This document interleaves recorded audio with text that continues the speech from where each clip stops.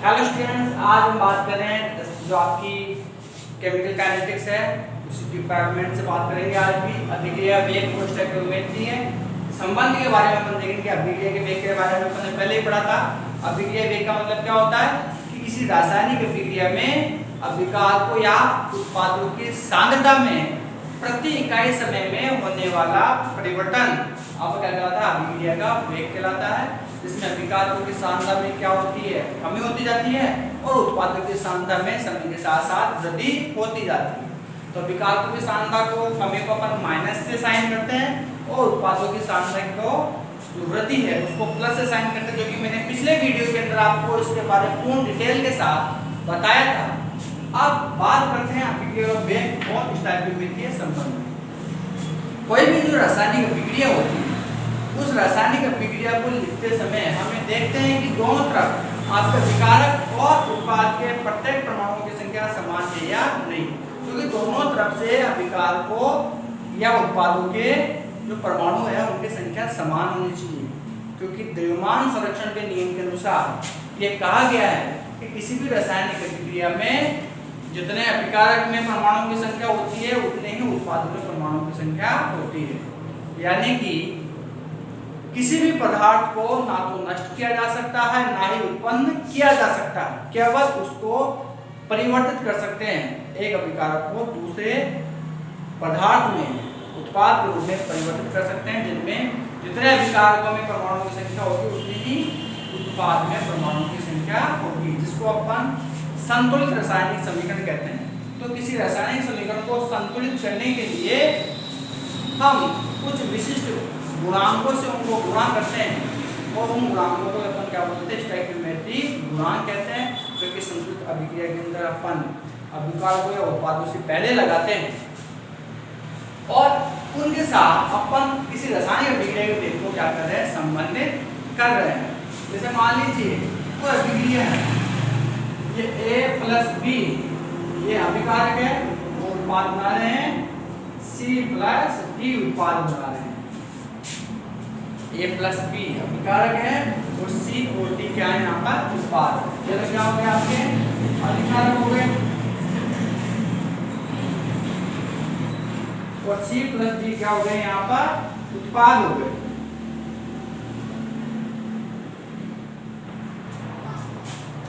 अब आप इन्हें अभिक्रिया का वेग देखेंगे तो अभिक्रिया का वेग क्या हो जाएगा?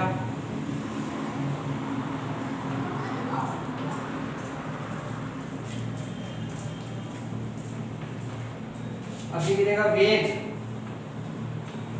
जो है A के संदर्भ में देखोगे आप, अभिकारक है तो अभिकारक के मतलब क्या लगाना है? आपको माइनस लगाना है। A है तो इसके सामने लिखो A D A जो बड़ा ब्रैकेट है इसमें सांद्रता को प्रदर्शित करता है और d/dt। तो इसके साथ ही यदि आपको B का ही करना है तो B का क्या हो जाएगा? अभिकारक है तो माइनस d/dt।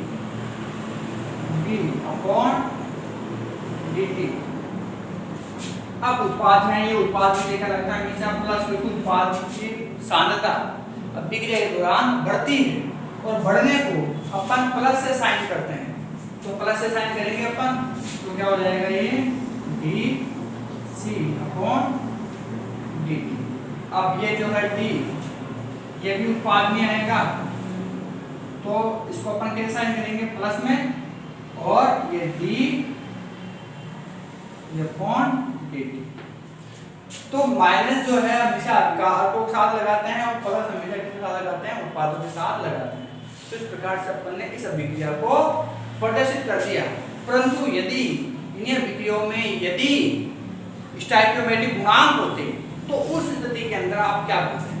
जैसे मान लीजिए ये अभिक्रिया है 2A उत्पाद बना रहा है, C प्लस D बना रहा है। अब यहाँ पर आपने इसको संतुलित किया, 2 लगाया, तो ये 2 को अपन अब इसमें किस तरीके से मैनेज करेंगे? तो हम इस तरह रखें कि किसी रासायनिक अभिक्रिया के वेग पद में अपन स्टोइकियोमेट्रिक गुणांकों को अभिक्रिया वेग वाले पद के अंदर बटा में लिखते हैं, हमेशा हर के अंदर लिखा जाता है। यही संबंध अभिक्रिया वेग और स्टोइकियोमेट्री संबंध है। तो आप इसको कैसे लिखोगे?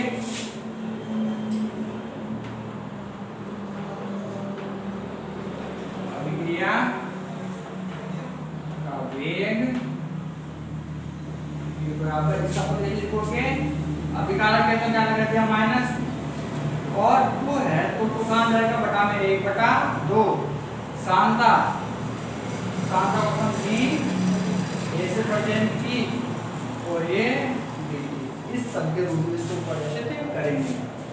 और आपको COD का करना है तो उस तरीके से कर दो, प्लस dc अपॉन dt और इसका क्या हो जाएगा प्लस d अपॉन dt। इस तरीके से इस अभिक्रिया को अपन प्रदर्शित करेंगे। अब कोई एक अभिक्रिया लेके चलते हैं एग्जांपल के रूप में कि किस तरीके से ये अभिक्रिया होगी। जैसे मान लीजिए आप एक पद लेकर के चल रहे हैं यहाँ पर, उस पद के दौरान अब आपके अभिक्रिया को आपको स्टोइकियोमेट्री के साथ संबंध आपको अभिक्रिया का रखना है, तो किस प्रकार से रखेंगे।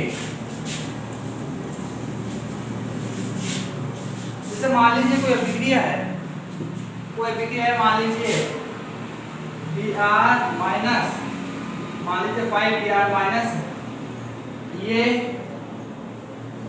BrO3 माइनस अभिक्रिया कर रहे हैं H प्लस आयन के प्रेजेंस में, मान लीजिए हाइड्रोजन आयनों की संख्या 6 है, हाइड्रोजन आयनों की संख्या कितनी है 6 है, Br माइनस आयनों की संख्या कितनी है 5 है, BrO3 माइनस,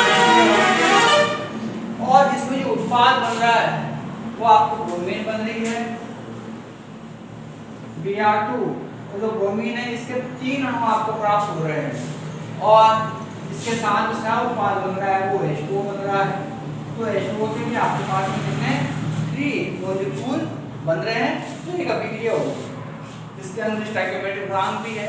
अब यदि इस पद के अंदर आपको रासायनिक अभिक्रिया के वेग के साथ स्टोइकियोमेट्रिक संबंध प्रदर्शित करना है तो वो आप किस प्रकार से करेंगे, तो वो अपन देखते हैं। तो अभिक्रिया का वेग बराबर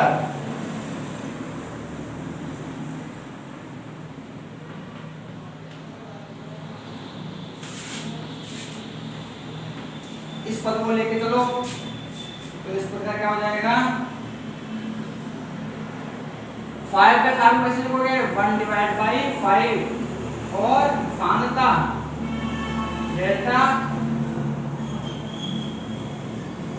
Br minus delta Br minus upon ये डेल्टा T हो गया। अब यहाँ पर आपका ये अभिकारक है, तो अभिकारक के लिए क्या लगाना पड़ेगा आपको, यहाँ पर माइनस लगाना पड़ेगा। ये माइनस अभिकारक को सांता में करने को प्रदर्शित कर रहा है, बराबर आपको जिसका लिखना है तो माइनस स्टोइकियोमेट्रिक गुणांक है तो मत लिखो, delta BrO3 minus divide by आपका टाइम लिखना है डेल्टा T। अब यहाँ स्टोइकियोमेट्रिक गुणांक फिर आ गया इस प्लस के साथ, तो फिर लिखना है आपको बराबर माइनस 6 का क्या लिखोगे 1/6 delta H plus upon delta T हो गया इसका।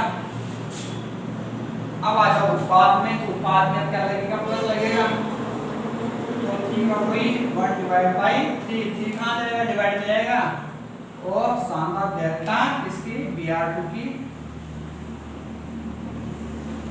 और समय क्या हो जाएगा इसका डेल्टा T हो जाएगा।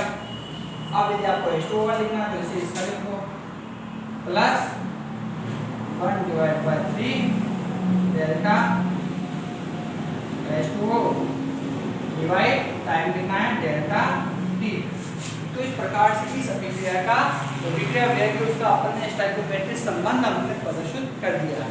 यानी जो भी रासायनिक अभिक्रिया है उसको संतुलित करने के लिए जो गुणांक लगाते हैं, जैसे यहाँ 5 लगाया है, यहाँ 6 लगाया है, यहाँ 3 लगाया है, यहाँ 3 लगाया है, तो इसके स्टोइकियोमेट्रिक गुणांक कहलाते हैं।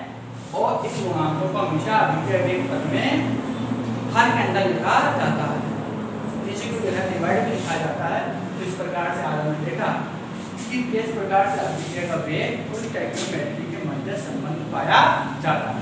इसके साथ ही हम अपना वीडियो यहीं पर समाप्त करते हैं।